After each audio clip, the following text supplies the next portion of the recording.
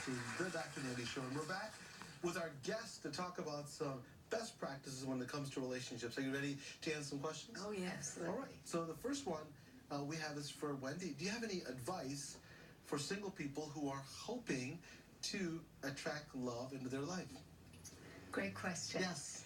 Well, first of all, one of the things I believe in the core of every part of me is that if you have this desire, this hope, it's your truth. And so I really want to encourage single people not to give up, because there really is somebody for you. Secondly, it's really important to find peace with your past.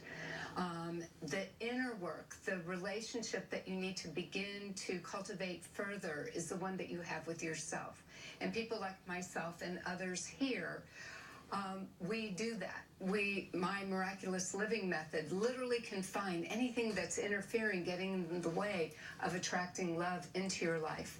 And third, I really encourage you to go out, have fun, and really enjoy yourself, enjoy life. And the other thing is to really cultivate learning how to be open to receive, to allow and welcome love back into your life. That's amazing. And I think one of the keys that lots of people don't understand is that the first relationship, and I talked about this in the beginning of the show, is really about yourself. And once you're able to understand yourself better and be at peace and love yourself, I think everything else follows. Second question, Dr. Kim. All right. So what state of mind should a person feel before they decide to get married? I think it's very important that you're honest with yourself. Be transparent with yourself. Understand your own boundaries. Understand your needs and wants. Because if you can't convey the needs and wants to yourself, how can I convey it to someone else? Also, be willing to exchange information openly by being able to understand that no one is perfect. Our family origins are different. We come from different sides of the track, and we have to be willing and be acceptable to that. Don't be judgmental. Don't be so hard on yourself as you look at building new relationships. Be open, be free, and allow that opportunity to come to you. And don't be afraid of failure. If you fall down, get back up. That's exactly right. And I love also what you've said about learn to accept who you are, right?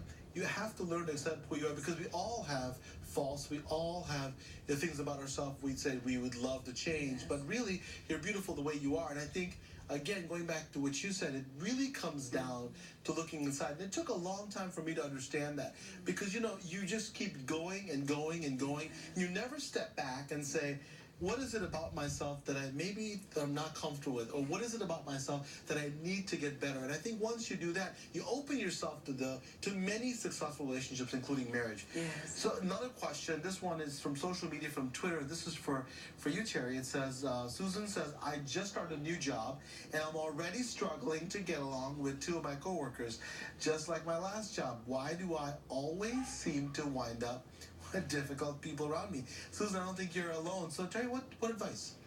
Well, what I would say to Susan that she could do is that you are the common denominator in your life and in your experience. And so rather than look out and say what's wrong with these coworkers that she's having conflict with, she can ask herself, I have this little tool that I share with clients, which is called asking the 3 Qs. So the first question of the 3 questions is, who do these people remind me of? The second question is, where have I felt like this before? And the third question is, why is this behavioral dynamic, right, this conflict, why is it familiar to me?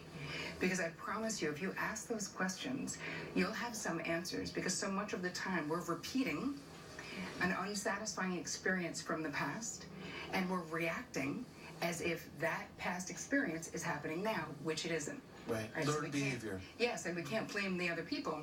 Again, just like you've been saying this whole time, we need to look in and say, why am I responding this way?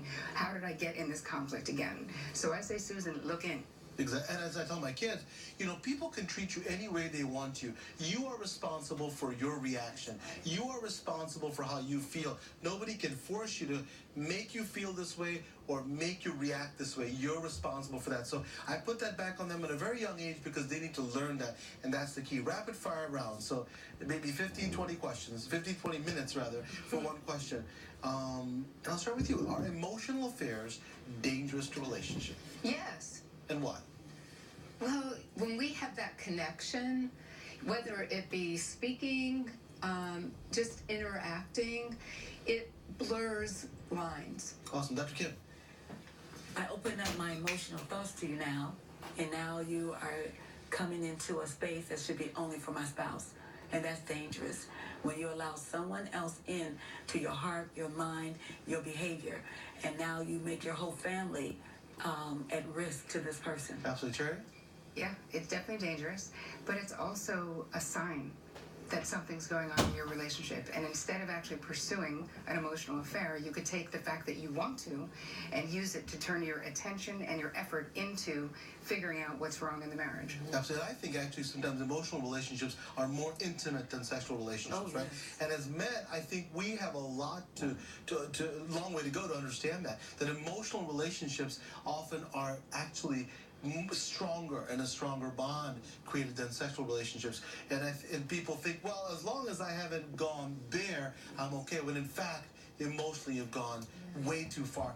Amazing group of young women that are helping us to understand relationships. Thank you for your time. So much. I appreciate it.